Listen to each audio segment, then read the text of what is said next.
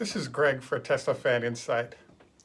Today, we're in our sort of badge studio setup, but something kind of came up that I wanted to address, which is what happens on the 21st with Tesla stock. So I wanted to thank our Patreon supporters as well as our subscribers. I have to say that this is not one of our prettiest shows because there are a lot of people that have questions about what's going to happen on the 21st, and they articulated that in our last show. And so what I realized is that I wanted to get a quick show out there to kind of let you guys know what is scheduled to happen and what I think will happen. And I wouldn't say this is going to be one of our most award-winning shows, shall we say. But the goal is to be informative. So then the other thing I wanted to note is we start off kind of basic in the show, more complex at the end, only because it's the nature of the topic we're covering.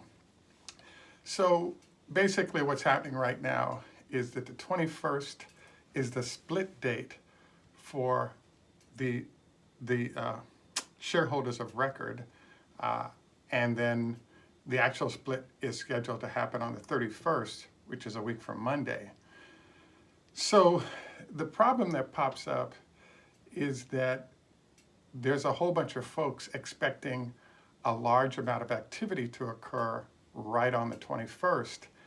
And the answer to that is that there's what I call a 60-40 split in terms of ownership. 60% of the people who own shares in stocks like Tesla are institutions. All of those institutions have a long-term hold policy when it comes to stock.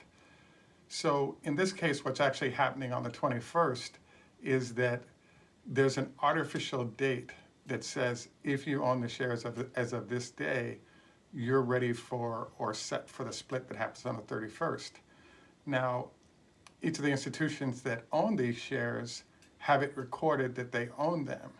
So one of the problems out there is, think of a share of stock, okay? In theory, in the old days, what happens is when you bought the stock, the company would actually send you a document, and the document will be sitting there. What's actually happened is that they're not really sending out documents anymore. They're noting your ownership, so that documentation piece is kind of not really happening. People just trade freely, and all that stuff is stored at the bank or brokerage firms.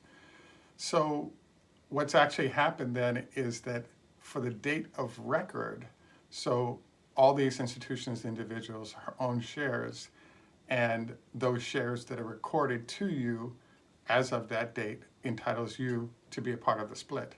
So the question mark is, what happens after the 21st relative to the split? And the answer is, if you own the shares, if you just bought them on the 22nd, you can't buy them on the 22nd, I know it's Saturday, but let's say you buy it on Monday, the 3 days later, so it's the 24th.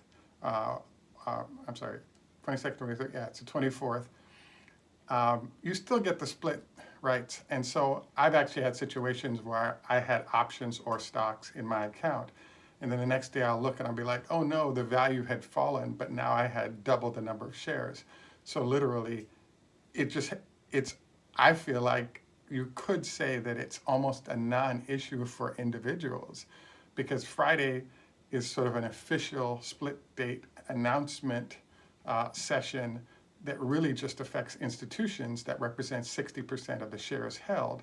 For the other 40% of the people, I kind of feel like it's somewhat irrelevant. I wanted to bring this up because I'm a little bit worried about the folks that watch our show, and I wanted to sort of swing into action because we had a situation happen around earnings where there was an expectation that the stock would just scream right after earnings because the S&P would quickly announce and then we'd be rolling. It didn't happen. So what ended up happening is a lot of people lost a ton of cash because they had everything pegged to what was going to happen that day, and it did not occur. So my goal here in this conversation is just introduce the idea that, hey, we do have a split occurring. Yeah, it's a big deal, but it kind of doesn't affect individuals like it does institutions in terms of dates of records and stuff like that. The big kahuna is next Friday, which is the 28th. At that point, what happens is the actual split, you'll see double the shares on Monday, the 31st. So basically, the other problem that pops up for this week, but won't be there for next week, is that if you look at the pricing of Tesla's options, you'll notice that there's some delta priced in, meaning in theory, what should happen is as we close in on Friday, the stock price should push up because there are a lot of places that are trying to grab the shares before the date of record, and therefore you should see a peak in price. What I wanted to introduce here is the fact that it's entirely possible that would happen, but there's actually a lot of reasons. For example, it doesn't matter to the 40% of the market that are not institutions, that you might actually find that you're paying a lot for options, looking for delta. And what happens if the delta that you're paying for it doesn't show up? So what I mean by that, basically, anytime the delta is high, it suggests there's going to be a high movement in the stock price after a certain incident.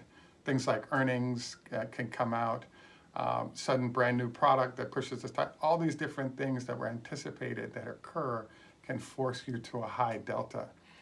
I would say that what I'm arguing is that there's going to be medium quality delta this week. I believe the big time delta will be into next week as we transition from 1 share to 5. So in theory, the Friday to Monday transition and how the shares are affected by that, I think will be much greater than what we're seeing this week. So we wanted to kind of review this because the stock price has kind of gone into a sideways zone or slightly up, slightly down. And part of it is that I just feel like there are a lot of people that are waiting on a big event that pushes the stock price hugely. And it's possible that the institutions do push it higher as they want to get in and be on the record as of that date. I just think that there's a distinct possibility that it ends up being a fairly narrow movement, and that people were expecting there to be huge movement, and they're pricing their activity in accordingly. So the strategy I'm working on with this is that we've had folks watching and going, hey, what's going to happen? What do you think is going to happen and why? And I'm kind of covering that right now. I know the boom pole is distracting, but I'm trying to make sure our quality is on point, and we're making an effort to improve quality of the show in the process. So we'll figure it out, but it is helpful to have it here. So I basically wanted to come on today as a follow-up with our last show where we had a lot of viewers. As many as 10% of the questions related to what was going to happen after Friday. You know, do you miss the split? You know, all these different questions. And the answer is basically for individuals, Friday is meaningless.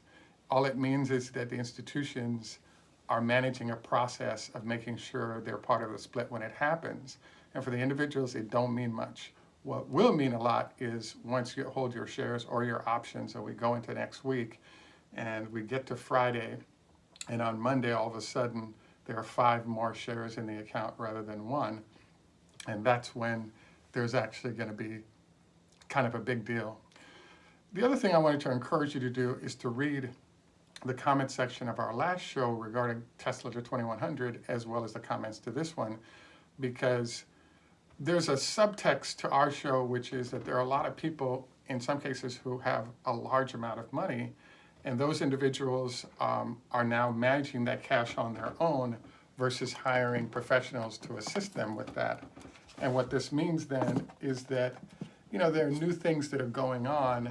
For example, what happens during splits that are significant, but you don't necessarily have professional advisors aboard to help you figure out everything that's going to happen and what you may or may not want to consider doing. So hence, this is a new thing. We're going through a split, and the split's not happening on Friday, but there are some people, there are reasons why it could be up because, and nicely so, because individuals may want to dive in there as well. But I really think it's an institutional type event that's fairly insignificant for individuals, but it is noteworthy, and it sends us on the path to where we're headed, which is the split that occurs next week. How to play this? I have to admit that what I've recommended to different folks, I got a call from a friend today, and we had talked about, well, what should I buy? And we talked about October calls on Tesla, and he was like, well, I'm really worried. The stock was down 30 or 40 bucks today. And I was thinking to myself, wow, the split doesn't occur until next week. We got earnings coming, we got S&P entry. So if you want to have a very calm life and enjoy some nice profit, I would suggest you go out, into that October, even November timeframe. And that gives plenty of time for everything to happen in front of you. And then you move on with your life happily, I think, with a large amount more money than you had before this started. So I'd say reduce your stress, go for those long out there calls, and make a little money in the process.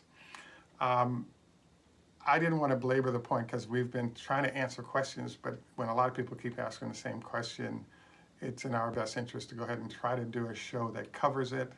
I, again, would encourage you to keep an eye on the responses, because I've been around the business for 20, 30 years, and there are things that I can learn from you guys as you make comments.